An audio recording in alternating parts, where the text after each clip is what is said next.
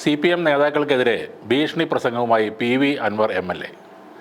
തന്നെയും UDF പ്രവർത്തകരെയും ആക്രമിക്കാൻ ശ്രമിച്ചാൽ വീട്ടിൽ കയറി അടിച്ച് തല പൊട്ടിക്കുമെന്നാണ് അൻവർ മുഴക്കുന്ന ഭീഷണി. മദ്യവും മയക്കുമരുന്നും കൊടുത്ത് പ്രവർത്തകരെ പറഞ്ഞുവിടുന്ന CPM നേതാക്കൾക്കുള്ള സൂചനയാണിത്.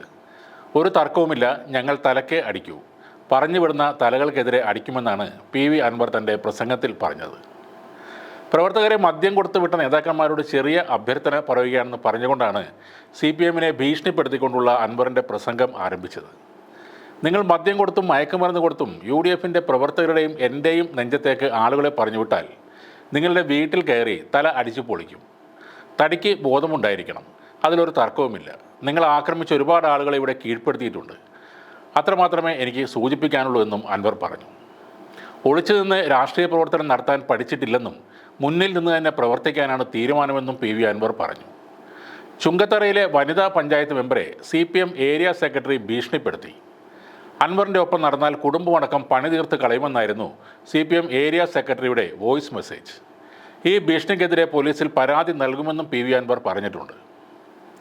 മലപ്പുറം ചുങ്കത്തറ പഞ്ചായത്തിൽ അവിശ്വാസ പ്രമേയവുമായി ബന്ധപ്പെട്ട് ഏറെ നാടകീയ രംഗങ്ങൾക്കാണ് കഴിഞ്ഞ ദിവസം സാക്ഷ്യം വഹിച്ചത്.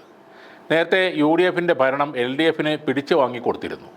ഇപ്പോൾ വീണ്ടും ഒരു അവിശ്വാസ പ്രമേയത്തിലൂടെ LDF-ൻ്റെ ഭരണം UDF-ന് പിടിച്ചു വാങ്ങിക്കൊടുത്തിരിക്കുകയാണ് PV അൻവർ. അതിന് പിന്നാലെയാണ് ഈ പ്രസംഗം ഉണ്ടായത്. കേരളത്തിലെ ചില മുതിർന്ന പോലീസ് ഉദ്യോഗസ്ഥർ മയക്കുമരുന്ന് ലോബിയുടെ ഭാഗമാണെന്നും അൻവർ ആരോപിക്കുന്നുണ്ട്. മുഖ്യമന്ത്രിക്ക് പരാതി കൊടുത്തിട്ടും അന്വേഷണം നടത്തിയില്ല. കേരളത്തെ മയക്കുമരുന്ന് ഉൽപ്പാദന കേന്ദ്രമാക്കി പിണറായി സർക്കാർ മാറ്റി എന്നും PV അൻവർ വിമർശിച്ചു. വെഞ്ഞാറമൂട് കൊലപാതകത്തിൻ്റെ പശ്ചാത്തലത്തിലായിരുന്നു PV അൻവറിൻ്റെ ഈ ആരോപണം ഉണ്ടായത്. കൂടാതെ തൻ്റെ പാർട്ടിയായ TMC-യിലേക്ക് പ്രതീക്ഷിക്കാത്ത പലരും ഉടനെ വരുമെന്നും PV അൻവർ പറയുന്നു. പിണറായി സർക്കാരിലെ പലരും വരിവരിയായി വരും. BJP വിട്ട് TMC-യിലേക്ക് വന്ന കേരള കോൺഗ്രസ് ഡെമോക്രാറ്റിക് ചെയർമാൻ സജി മഞ്ഞക്കടമ്പിൽ വന്നത് കർഷക പ്രശ്നങ്ങൾക്ക് പരിഹാരം കാണാനാണെന്നും അൻവർ പറയുന്നു. സജിക്കൊപ്പം TMC-യിലേക്ക് വരുന്നവർ Kerala Congress democratic working chairman Dinesh Kartha, Kottayam ജില്ലാ പ്രസിഡന്റ് ഗണേഷ് ഏറ്റുമാനൂർ തുടങ്ങിയവരാണെന്നും PV അൻവർ വ്യക്തമാക്കിയിട്ടുണ്ട്.